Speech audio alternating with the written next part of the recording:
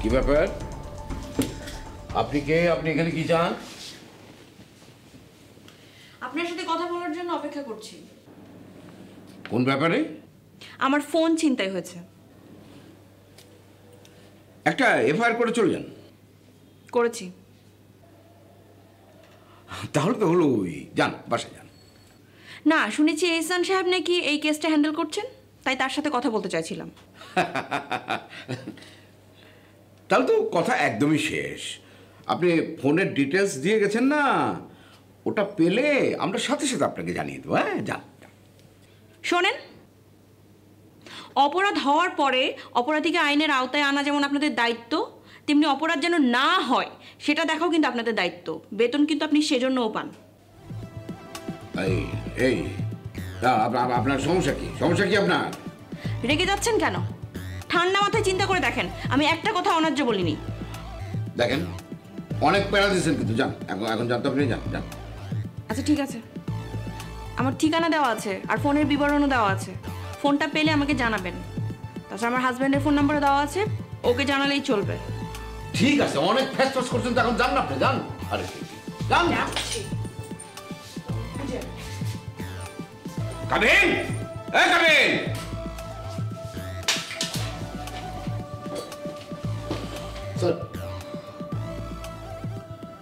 ঠান্ডা লাস্সি আনাবা। জি স্যার। একদম ঠান্ডা। আর ওই মাছদুক ব্যাটারে নিয়ে আসো। স্যার।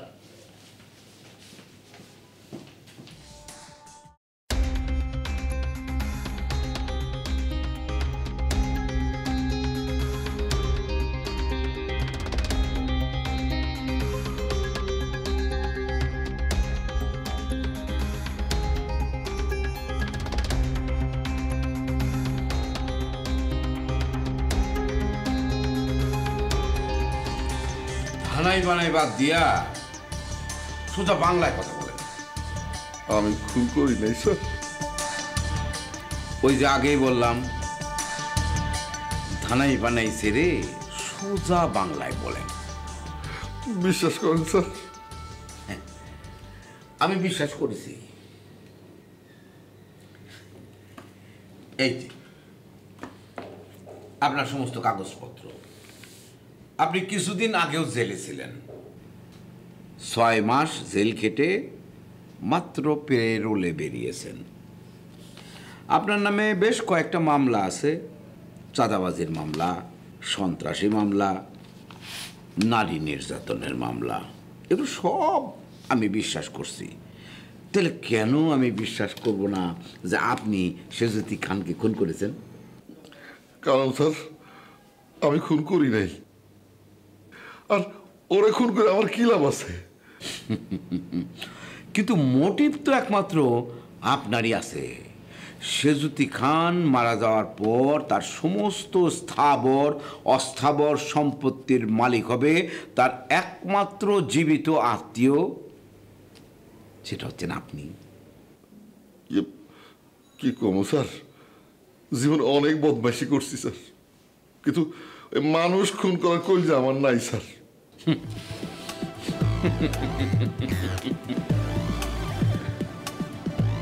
দেখেন মার্জু, সেজুতিকে খুন করার মোটিভ একমাত্র আপনারই আছে। তারিফ কিংবা বাপ্পির সেজুতিকে খুনের কোনো মোটিভ নাই, কারণ তাদের কোনো লাভ নাই।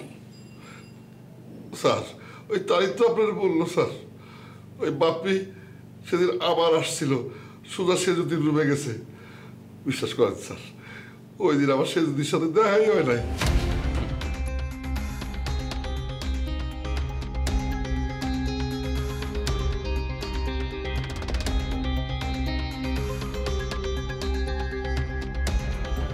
সোজা বাংলা বুঝেন? সেজুতিকে খুন করলে একমাত্র আপনারই লাভ আছে, ওদের কোনো লাভ নাই। আছে স্যার, স্যার আছে, স্যার আছে। আপনি স্যার সেজুতি খানের অফিসে আমার খবর নিতে বলছিলেন, এইখান থেকে স্যার গরম গরম খবর আসছে স্যার। হ্যাঁ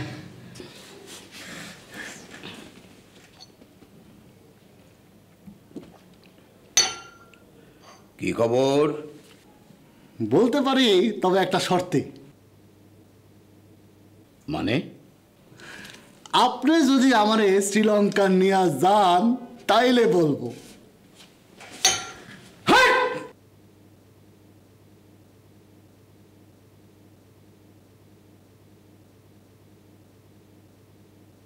তোমার সাথে আমার শর্তের সম্পর্ক?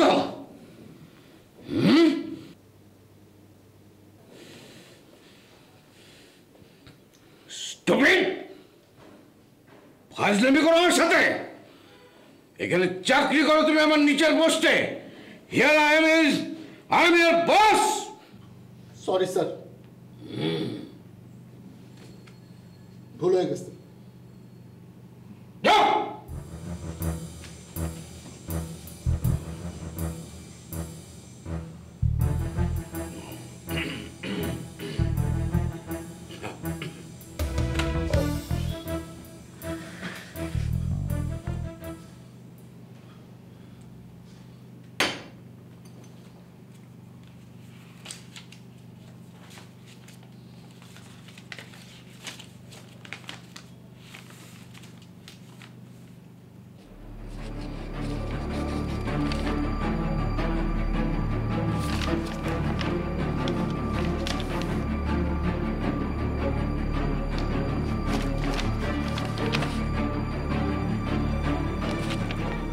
হোয়াট?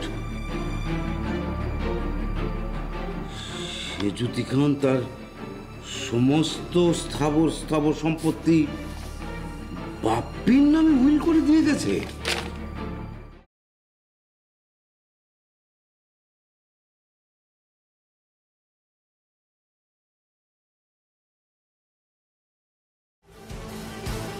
আপনার বাসা থেকে সেজুতি খানের বাসার দূরত্ব আধা ঘন্টার মতো হবে, রাইট? জি। রাত 10টার দিকে ওই এলাকার রাস্তাঘাট তো অলমোস্ট ফাঁকাই হয়ে যায়। ধরে নেওয়া যাক আপনার 20 বা 25 মিনিটের মতো লেগেছিল। ঘড়ি দেখিনি, তবে যেহেতু রাতের বেলা ট্রাফিক থাকে না, সেরকমই লাগার কথা। তো ধরে নিলাম যে আপনি সেজুতি খানের বাড়িতে 10টা 20 বা 25 মিনিটে যদি উপস্থিত হয়ে থাকেন, তাহলে ওখানে কতক্ষণ ছিলেন? খুব বেশিক্ষণ না, 5-10 মিনিট হবে। কি কথা হয়েছিল আপনাদের?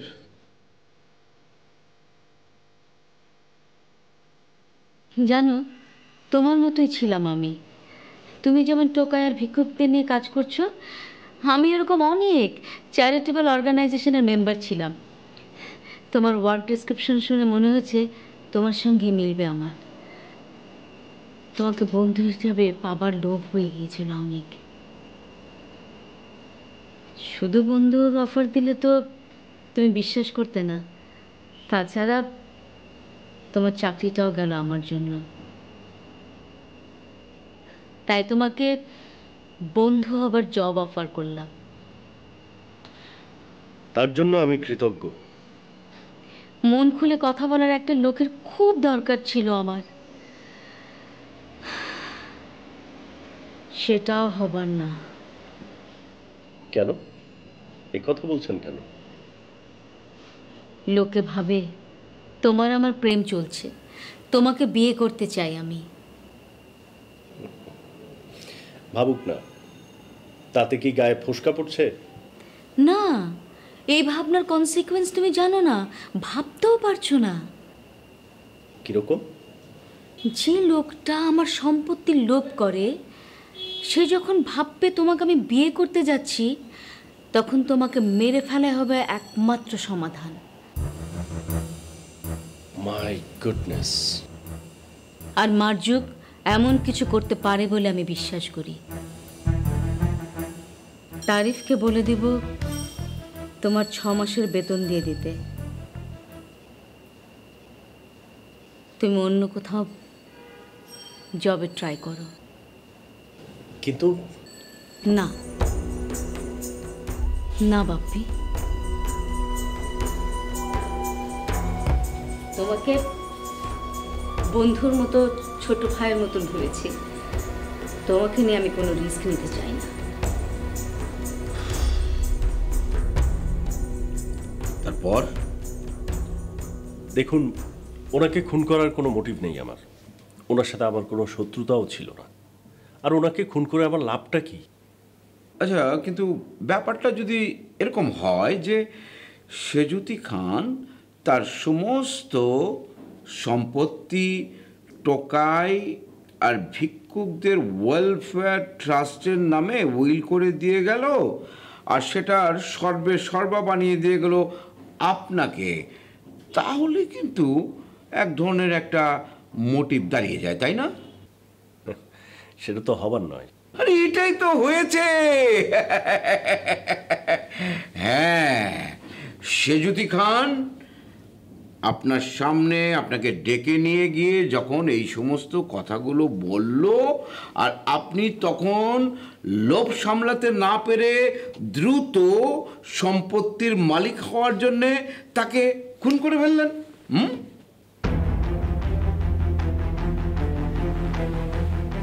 এখন তো দেখা যাচ্ছে আপনার মোটিভটা মার্জুকের সাথে কোনো অংশ কম না। আমি এ সমস্ত জানতাম না স্যার। এখন কি আপনার কথা বিশ্বাস করবে? স্যার, আমার এলিওয়ে আছে। কে? আপনার স্ত্রী? জি স্যার। দেখেন, কোনো স্ত্রী তার স্বামীকে ফাঁসির দড়িতে ঝোলাতে চাইবে না, সুতরাং যে মিথ্যাটাই বলবে। স্যার, সত্যি মিথ্যা সব কিছু আপনি প্রমাণ করবেন, কিন্তু ওর কথাটা তো আপনি শুনেন। কি বলবে? আপনি কখন বাড়ি ফিরেছেন সেটা বলবে? স্যার, এতক্ষণে নিশ্চয়ই পোস্টমর্টমের রিপোর্ট চলে এসছে। আমার বাড়ি ফেরার সময় আর মৃত্যুর সময়টা আপনি মিলিয়ে দেখেন, আপনি ওর কথাটা শুনেন। লাভ নাই রে ভাই, আদালতে আপনার স্ত্রী সাক্ষ্য হিসাবে গ্যারান্টি হবে না। স্যার, তাহলে দয়া করে একটু ওনার মৃত্যুর সময়টা আমাকে বলেন, আমি দেখি ওই সময়কার অন্য কোনো এলিবাই দাঁড় করাতে পারি কিনা। মাঝরাতের বেশ পরে, রাত 1টা থেকে 3টার মধ্যে যে কোনো সময়।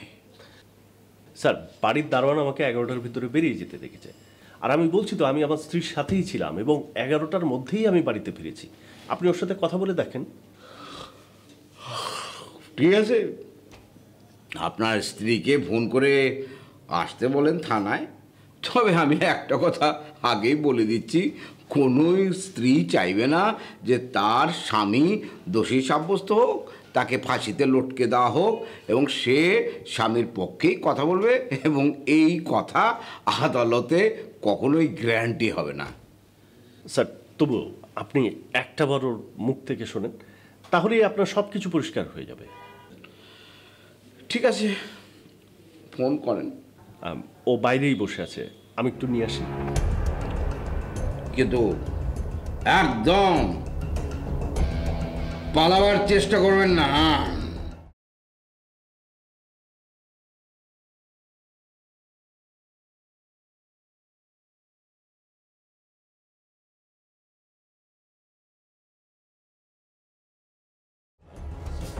কি আপনি আবার কি মানে কি আবার? আরে ভাই, আমি তো বলেছি যে আপনার ফোনের খোঁজ পাওয়া গেলে জানানো হবে। জান, আপনি পাশে যান, পাশে যান। স্যার, আপনি ওকে চেনেন নাকি? উনি আপনার, হ্যাঁ চিনি তো, অত্যন্ত ঠোঁটকাটা টাইপের একটা মহিলা। ওনার মোবাইল ছিনতাই হয়ে গেছে, সেই কারণে উনি আমাকে নানান জাতীয় কথাবার্তা শুনিয়ে গেল। আপনার স্ত্রী উনি? জি স্যার, একটু স্পষ্টবাদী এবং এটা আমি ভীষণ পছন্দ করি। হ্যাঁ, বুঝছি। বসেন, আপনি বসেন। কি আপনি যা বলবার আপনি তাড়াতাড়ি বলে বিদায় হন। আজান পড়ে গেছে ভাইয়া, আমি একটু নামাজটা পড়ে আসি, একটু বসেন। হ্যাঁ জি স্যার, অবশ্যই।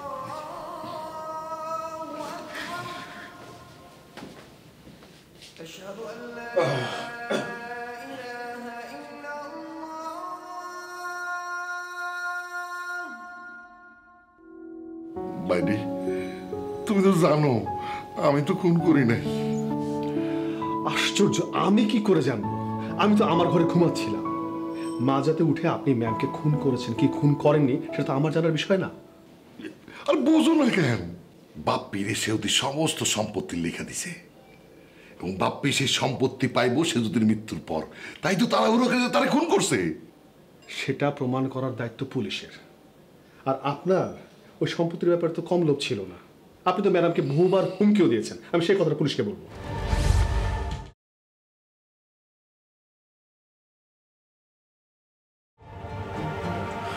বলেন কি বলবেন?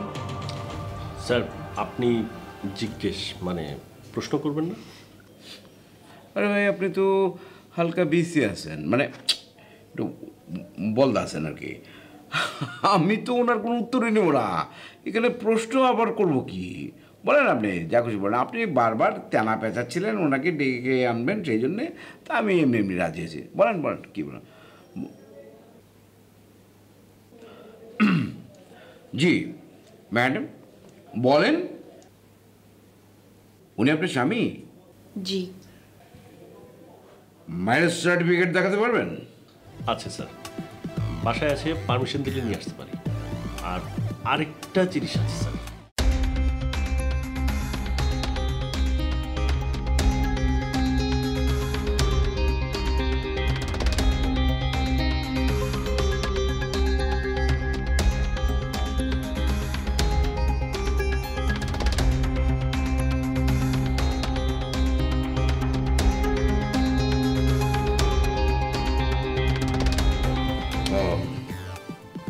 আপনার স্বামী কাল রাতে কটায় বাড়ি ফিরেছেন? 10টায়। ঠিক 10টায়? জি হ্যাঁ, ঠিক 10টায়। কারণ তখন আমার একটা প্রিয় সিরিয়াল শুরু হয়। ও খাবার ছিল রাতের, আমি বললাম যে সিরিয়ালটা শেষ হলে তারপরে খেতে দিচ্ছি, তুমি হাত মুখ ধুয়ে নাও। উনি হাত মুখ না ধুয়েই বাইরে চলে গেলেন? জি তাই। আমার কথা শেষ করার পরপরই ওর একটা ফোন আসে। ও বলে যে ওর কাজ আছে, বেরোতে হবে, আমি ছোটো খাবার রেডি করে রাখি, ওর ফিরতে বেশি সময় লাগবে না। তো উনি রাতে কখন বাড়িতে ফেরেন? ঠিক 11টায়, তাই না? বলো এলিনা, বলো যে আমি রাত্রে 11টায় চলে এসেছিলাম। এলিনা, এটা আমার জীবন মৃত্যুর প্রশ্ন, প্লিজ বলো।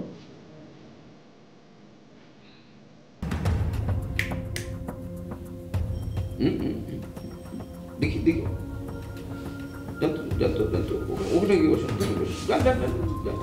যান। আপনি তো ওনাকে বেশ ম্যানিপুলেট করার চেষ্টা করছেন। বসেন আপনি, বসেন বসেন। এখন বলেন আমাকে, কটায় ফিরেছেন আপনার স্বামী? রাত 1টার পর। কি বলছো এলিনা? এলিনা, সত্যি কথাটা বলো।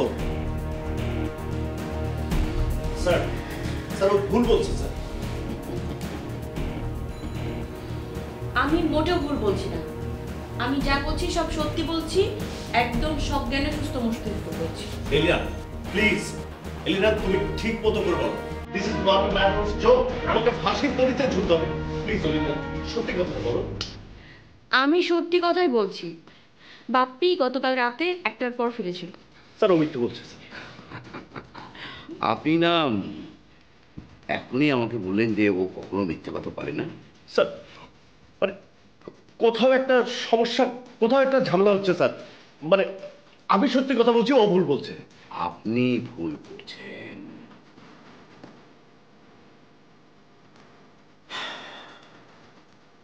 You are in a deep shit, Prem.